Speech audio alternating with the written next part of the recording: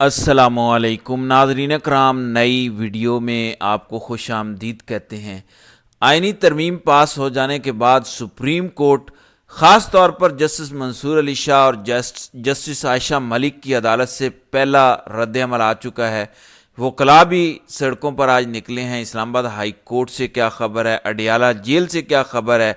اڈیالہ پر جو ہے وہ اس وقت سخت پابندیاں عائد کی گئی ہیں اور عمران خان سے تا حکم ثانی ملاقاتوں پر پابندی عائد کی گئی ہے۔ اور اب اس آئینی ترمیم کے بعد ہونے کیا جا رہا ہے، اس حوالے سے بڑی اہم خبریں ہیں جو اس ویڈیو میں نے آپ کے سامنے رکھنی ہیں۔ ناظرین کرام، آئینی ترمیم صبح 4:15 بجے جب فجر کی اذانیں ہو رہی تھیں، اس وقت قومی اسمبلی سے پی ٹی آئی کے لوٹوں کو ساتھ ملا کر پاس کی گئی۔ اس پر سب سے پہلا آج رد عمل انگلش اخبار دی ٹریبیون کا تھا، جس میں لکھا تھا کہ جوڈیشری ونگز کریپڈ، کہ جوڈیشری کے پر قطر دیے گئے۔ جس طرح سے رات کو کہا گیا کہ ہم نے وہ کالا ناگ جو حملہ کرتا تھا پارلیمنٹ پر، وزیر اعظم پر، اس کا سر ہم نے کچل دیا، اس پر جماعت اسلامی کی جانب سے یہ رد عمل آیا کہ آپ نے کالا ناگ جوڈیشری کا نہیں بلکہ جمہوریت کا، انصاف کا کالا ناگ آپ نے کچل دیا ہے۔ لہٰذا اب ٹریبیونل کی جانب سے بھی یہ رد عمل آ چکا ہے کہ آپ نے جوڈیشری کے پر قطر دیے ہیں۔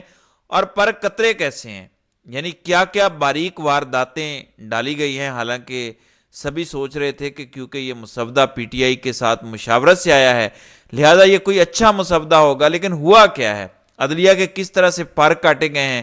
ہائی کورٹ، سپریم کورٹ کے ججز کی تعیناتی، supreme court, high court chief justices کی تعیناتی، سپریم کورٹ، ہائی کورٹ آئینی بینچز کی تشکیل، ہائی کورٹ ججز کی سالانہ پرفارمنس رپورٹ، سب کچھ اب حکومت طے کرے گی پسند یا ناپسند کے مطابق۔ حکومت کے حق میں یا مخالفت میں فیصلہ دینے والوں پر بھی اب نظر رکھنا آسان ہوگا، جس کا اثر کمیٹی کے فیصلوں پر نظر آئے گا، کیونکہ کمیٹی کی تشکیل اس طرح کی گئی ہے کہ دونوں میں حکومت کی اکثریت ہوگی۔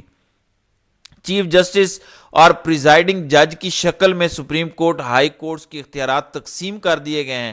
لہٰذا اب جوڈیشری، چاہے وہ ہائی کورٹ ہو چاہے وہ سپریم کورٹ ہو، وہ اب حکومت کے متحد اور حکومت کو خوش کرنے والوں کے لیے کام کریں گے۔ یعنی کوئی بھی جج اب یہ نہیں چاہے گا کہ اس کی رپورٹ غلط بنے، اس لیے وہ حکومت کو خوش کرنے میں ہی لگا رہے گا۔ ثاقب بشیر بڑے سینئر رپورٹر ہیں، سپریم کورٹ اور ہائی کورٹ کو کور کرتے ہیں۔ وہ کہتے ہیں کہ جو مخصوص سیٹوں والا فیصلہ آیا ہے 187 کے تحت، جس میں مکمل انصاف کرتے ہوئے مخصوص سیٹیں پی ٹی آئی کو دینے کا اعلان کیا گیا، اس کیس کے حوالے سے بھی ترمیم ہو چکی ہے، یعنی مخصوص نشستوں والے کیس پر بھی اس کا اثر پڑے گا۔ وہ کیسے؟ ثاقب بشیر کہتے ہیں کہ مخصوص نشستوں کا اہم کیس بھی آئینی ترمیم کی نظر ہو گیا۔ نظر ثانی اب کمیشن یعنی حکومت کا مقرر کردہ آئینی بینچ سنے گا۔ آرٹیکل 187 میں نئی ترمیم کا اثر اس کیس پر ہوگا۔ اب یہ دیکھنا ہوگا، کیونکہ بظاہر اس کیس کو مد نظر رکھ کر بہت کچھ کیا گیا ہے۔ نئی ترمیم کے مطابق مکمل انصاف کا اختیار پہلے کی طرح استعمال نہیں ہو سکتا۔ یعنی پہلے یہ تھا کہ سپریم کورٹ کسی معاملے کی طے میں جائے اور مکمل انصاف کرے، جس طرح سے سپریم کورٹ کے ججز اس نتیجے پر پہنچے کہ کیونکہ یہ ووٹ عمران خان کی تصویر کے پر ملے ہیں، عمران خان کے نام پر ملے ہیں، قیدی نمبر 804 کے نام پر ملے ہیں، یہ آزاد نہیں تھے بلکہ پی ٹی آئی کے حمایت یافتہ لوگ تھے، اس لیے یہ سیٹیں سنی اتحاد کو نہیں بلکہ پی ٹی آئی کو دینی چاہیے، کیونکہ سارا پروسیجر ہی غلط تھا 13 جنوری کے فیصلے کی وجہ سے۔ لہٰذا اب اس ترمیم کے پر بھی قطر دیے گئے ہیں کہ مکمل انصاف کا اختیار ہی واپس لے لیا گیا۔ بہرحال وکلاء بڑی تعداد میں تو نہیں نکلے، لیکن کچھ نکلے ضرور ہیں اور انہوں نے نعرے بازی کی ہے۔ یہ ایک سائن ہے، ایک سگنل ہے کہ وکلاء سڑکوں پر آنا شروع ہو سکتے ہیں یا وہ نکلیں گے اور رجسٹ کریں گے۔ اب پہلا رد عمل جسٹس عائشہ ملک اور خاص طور پر سینئر اور اگلے ممکنہ چیف جسٹس منصور علی شاہ کا ان ترامیم پر آیا ہے۔ رپورٹرز رپورٹ کر رہے ہیں سپریم کورٹ سے، وہ کہتے ہیں کہ موسمیاتی تبدیلی اتھارٹی کے قیام سے متعلق کیس پر سماعت کے دوران جسٹس منصور علی شاہ کا ایڈیشنل اٹارنی جنرل سے مکالمہ ہوا۔ کیا موسمیاتی تبدیلی کے چیئرمین کا نوٹیفیکیشن جاری ہو چکا؟ جسٹس منصور علی شاہ کا استفسار۔ اس پر ڈپٹی اٹارنی جنرل نے کہا کہ ابھی نوٹیفیکیشن جاری نہیں ہوا، تو پوچھا گیا کہ اٹارنی جنرل کہاں پہ ہیں، تو بات یہاں سے شروع ہوئی تو بتایا گیا کہ اٹارنی جنرل گزشتہ رات مصروف رہے اس لیے نہیں آئے۔ ظاہر ہے رات کو لیٹ سوئے, صبح 4:30 بجے تک تو اجلاس چل رہا تھا. تو اس کے بعد آگے پھر خبریں تھیں کہ ناشتہ ہوگا اور 6 بجے صدر مملکت منظوری دیں گے. پہلے خبر آئی کہ 8 بجے ایوان صدر میں سگنیچر کریں گے اور سگنیچر کی تقریب ہوگی. بعد میں خبر آئی کہ نہیں, وقت تبدیل کر دیا گیا ہے اور اب 6 بجے ہوگا, اور ساتھ میں لوٹوں اور باقیوں کے اعزاز میں ایوان صدر میں ناشتہ بھی دیا جائے گا. پھر ایک خبر آئی کہ کیونکہ صدر مملکت بیرون ملک دبئی چلے گئے ہیں نجی دورے پر, ان کی بیٹی بختاور زرداری کے ہاں تیسرے بیٹے کی پیدائش ہوئی ہے, لہٰذا اس سلسلے میں وہ بیرون ملک گئے ہوئے ہیں, وہ واپس آئیں گے تو پھر ہی آئینی ترمیم پر سگنیچر ہوں گے. حالانکہ رات کوشش ہو رہی تھی, خبریں چل رہی تھی کہ سپریم کورٹ کھلنے سے پہلے, اس سے پہلے کہ سپریم کورٹ سے کوئی رد عمل آئے, فوری طور پر صدر کی جانب سے سگنیچر کروا لیے جائیں. لہٰذا انہوں نے پوچھا اٹارنی جنرل کدھر ہیں.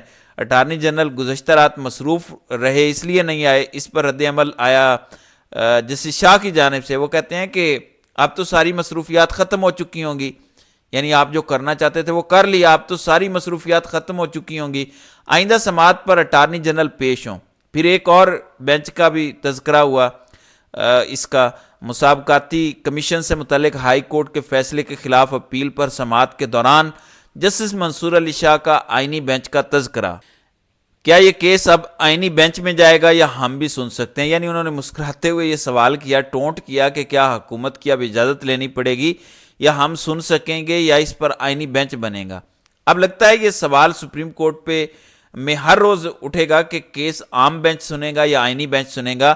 جسٹس منصور علی شاہ کی جانب سے یہ ریمارکس دیے گئے. اس پر فروغ نسیم کی جانب سے کہا گیا کہ سیاسی کیسز اب آئینی کیسز بن چکے ہیں. اس پر جسٹس عائشہ ملک نے کہا کہ چلیں اب آپ جائیں, آپ جانیں اور آپ کے آئینی بینچ جانیں.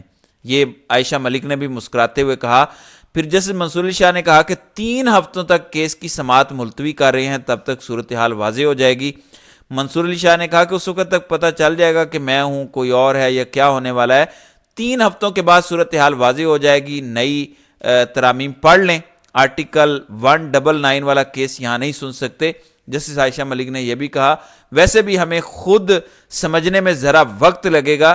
یہ منصور علی شاہ نے کہا کہ کیونکہ اتنے معاملات گڈمڈ ہو گئے ہیں, اتنی چیزیں چینج ہو گئی ہیں کہ ہمیں ذرا سمجھنے میں ٹائم لگے گا کہ ہو کیا گیا ہے, اب ہم نے کرنا کیا ہے, ہم نے کون سا کیس کہاں پہ سننا ہے, کون سا کیس ہم نے نہیں سننا. بہرحال اب اس کے بعد آج عامر فاروق ہائی کورٹ میں, جو ہائی کورٹ کے جو چیف جسٹس ہیں, بڑے غصے میں نظر آئے. وکیل انتظار حسین پنجوتھا کی بازیابی کے حوالے سے کیس تھا اور وہ تپ گئے, حالانکہ وہ پچھلے 10-15 دن سے غائب ہیں, اور عامر فاروق جان بوجھ کر کیس کو ملتوی کر کے چلے گئے. اور اس کے بعد پھر وہی طوطا مینا والی کہانیاں کہ گاڑی F6 سے نکلی, فیض آباد گئی, شمس آباد سے یو ٹرن لیا, اس کے بعد اچانک غائب ہو گئی.